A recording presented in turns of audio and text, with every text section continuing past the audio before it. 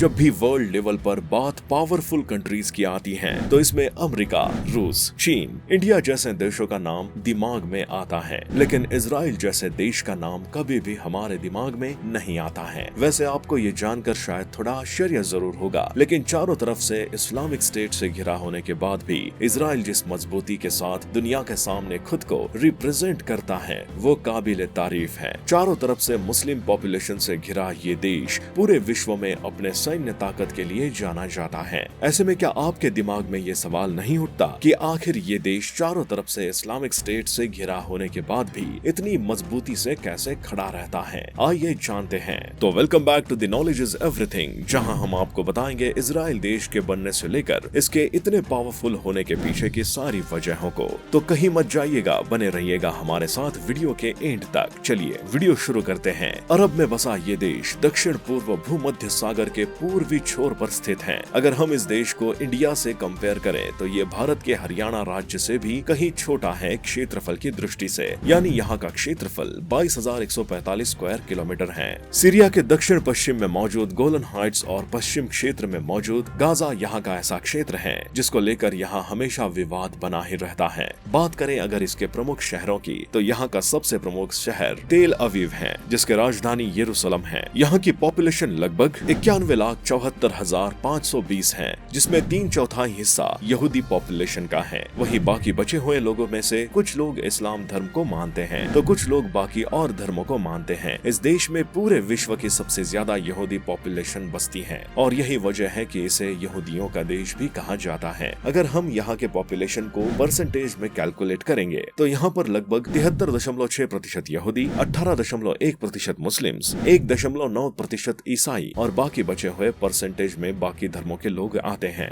ये देश हमारे इंडिया से काफी मिलता जुलता है क्योंकि दोनों का इतिहास लगभग मिलता जुलता है। जिस प्रकार हमारे भारत देश का बंटवारा होकर पाकिस्तान देश बना था, ठीक वैसे ही जब फिलिस्तीन देश का बंटवारा हुआ तो उससे नया देश बना इजराइल। आज सबसे ज्यादा यहूदी पॉपुलेशन से भरे इस देश में यहूदियों की कहानी काफी दर्दनाक है। दरअसल यहाँ पर यहूदी साम्राज्य से पहले तुर्कियों का ऑटोमन साम्राज्य बसता था। बात कर ले अगर फर्स्ट वर्ल्ड वॉर की, जब पूरा विश्व किसी न किसी एक ग्रुप का हिस्सा बना हुआ था, तब यहाँ पर ब्रिटिशर्स ने अटैक करके इसे अपने कब्जे में लिया था। दूसरे विश्व युद्ध के आते आते यहाँ पर ब्रिटिशर्स का ही राज रहा था। उस समय में अमेरिका और सोवियत संघ भी दो बड़ी ताकतें थी। ऐसे में सेकंड वर्ल्ड वॉर के समय में ब्रिटेन को काफी नुकसान उठाना पड़ा था और वो कई जगहों पर अपना शासन कायम करने में सफल नहीं हो पा रहा था। इसलिए आज के इजराइल को उसने फिलिस्तीन के हवाले कर दिया था। सेकंड वर्ल्ड वॉर के समय से ही सभी यहूदी अब ये चाहने लगे थे कि उनका भी एक अपना देश हो और इसी का असर था कि इन्होंने इजराइल देश की मांग करनी शुरू कर दी। अब वैसे तो ये जगह जहाँ पर थी वहाँ पर अरबियों का राज था, लेकिन यहूदी ये बात मानने को तैयार नहीं थे और वो हमेशा इसी बात का दावा करते थे कि उनका इस जगह से हजारों सालों से नाता रहा है। देखते ही देखते ये बात इतनी बढ़ गई कि युद्ध की नौबत आ गई। ऐसे में फिलिस्तीन ने इसकी जिम्मेदारी ली और युद्ध होने से रोका। इतना ही नहीं, संयुक्त राष्ट्र फिलिस्तीन ने 1947 में 181 11 प्रस्ताव पारित किया और फिलिस्तीन का एक हिस्सा यहूदियों को दिया जबकि दूसरा हिस्सा अरबियों को देने का डिसाइड किया। 14 मई 1948 को इजराइल देश दुनिया के सामने पहली बार अस्तित्व में आया। इस दिन अपनी आइडेंटिटी मिलने की वजह से इजराइल इस दिन को अपने राष्ट्रीय दिवस के रूप में मानता है। बंटवारे से दोनों को अलग तो कर दिया गया था, लेकिन अरबियों को ये फैसला बिल्कुल भी पसंद नहीं आया और हम ये कह सकते हैं कि यही से अरबियों और यहूदियों के बीच में मनमुटाव की स्थिति पैदा हुई और दोनों देशों के बीच शुरू हुई ये लड़ाई साल 1949 तक चली थी। वैसे आपको ये जानकर बेहद हैरानी होगी कि नया नया देश बनने की वजह से उस वक्त इस देश के पास न ही ज्यादा सैन्य ताकत थी और न ही ज्यादा हथियार, लेकिन बावजूद इसके इन्होंने अरबियों का जिस बहादुरी के साथ सामना किया था वो काबिले तारीफ था। इतना ही नहीं, इन्होंने न सिर्फ इस युद्ध में बहादुरी से युद्ध लड़ा था बल्कि जैसे तैसे करके ये फाइट जीत भी ली थी, जिसको देखकर अमेरिका, रूस समेत भारत और बाकी और भी कई देश इसकी बहादुरी का लोहा मान गए थे।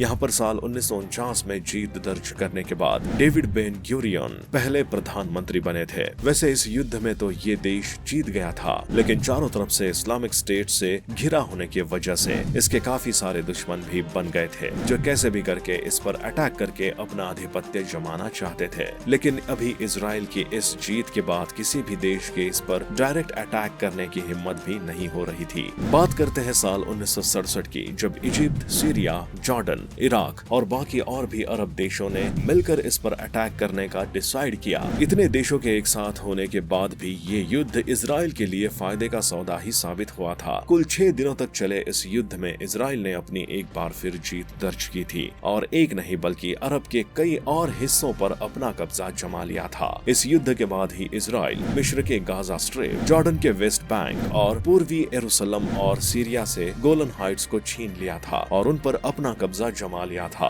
अब वैसे तो ये युद्ध संयुक्त राष्ट्र फिलिस्तीन के समझौते पर जाकर खत्म हुई थी, लेकिन इस बीच पूरी दुनिया को इस बात का अंदाजा हो गया था कि नया देश समझकर कोई भी इजराइल को कमजोर समझने की गलती तो बिल्कुल न करें, वरना अंजाम वही होगा जो बाकी अरब देशों का हुआ। इतना ही नहीं, फिलिस्तीन लिबरेशन ऑर्गेनाइजेशन की तरफ से भी इजराइल पर कई अटैक हो चुका था, जिनसे निपटने के लिए इजराइल ने एक खास तरह का ऑपरेशन शुरू किया था जिसे व्राथ ऑफ गॉड नाम दिया गया था। इसमें इजराइल ने कई खूंखार आतंकवादियों को निशाना बनाया था और उन्हें मौत के घाट उतार दिया था। अब बात कर ले अगर साल 1972 की, जब जर्मनी के म्यूनिक शहर में ओलंपिक मैच का आयोजन हुआ था। इस मैच के दौरान ही फिलिस्तीन के कुछ आतंकवादियों ने इजराइल के 11 ओलंपिक प्लेयर को मार दिया था, लेकिन इजराइल भला इस घटना के बाद चुप कहाँ रहने वाला था। ईंट का जवाब पत्थर से देते हुए इजराइल ने 2 दिन के अंदर ही हजारों की संख्या में फिलिस्तीन के आतंकवादियों को मार गिराया। इतना ही नहीं, इजराइल यही शांत नहीं बैठा, बल्कि कई सालों तक इनके खुफिया एजेंट उन लोगों को ढूंढते रहे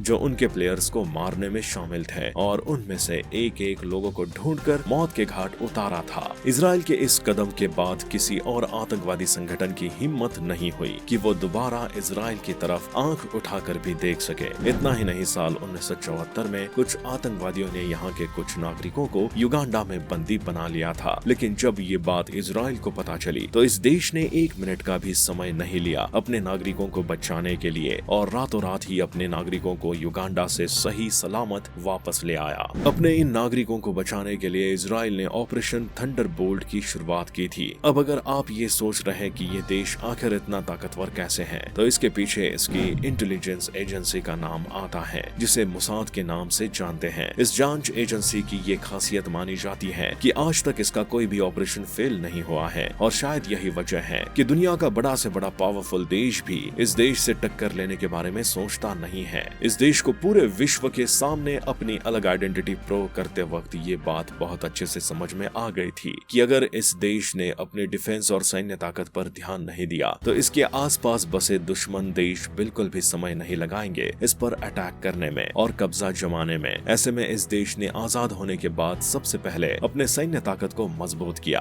आज आलम यह है कि इस देश का हथियार दुनिया में सबसे घातक हथियार माना जाता है। साथ ही इसी देश से भारत भी अपने सैन्य हथियारों को आयात करता है। बात करें अगर हम एयर डिफेंस सिस्टम की, तो इंडिया की एयरफोर्स दुनिया की तीसरी सबसे ताकतवर एयरफोर्स मानी जाती है। वहीं इजराइल की एयरफोर्स दुनिया की 6वीं सबसे ताकतवर एयरफोर्स मानी जाती है। इजराइल ने अपने डिफेंस सिस्टम पर तो बखूबी काम किया ही है, साथ ही साइंस और टेक्नोलॉजी की तरफ भी भरपूर ध्यान दिया है। तभी तो माइक्रोसॉफ्ट जैसी बड़ी बड़ी कंपनीज के रिसर्च सेंटर भी अमेरिका के बाद इसी देश में बसे हैं और सबसे ज्यादा सॉफ्टवेयर कंपनीज भी सिलिकॉन वैली के बाद दूसरे नंबर पर यही पाई जाती हैं। तो हमारी इस इंफॉर्मेटिव वीडियो के बाद उम्मीद है आपको ये बात समझ में आई होगी कि आज हम जिस पावरफुल इजराइल को जानते हैं उसके पीछे उसका कितने सालों का स्ट्रगल है। तो अगर आपको वीडियो पसंद आया हो तो इसे लाइक करके हमारे चैनल नॉलेज इज एवरीथिंग को सब्सक्राइब करना न भूलें।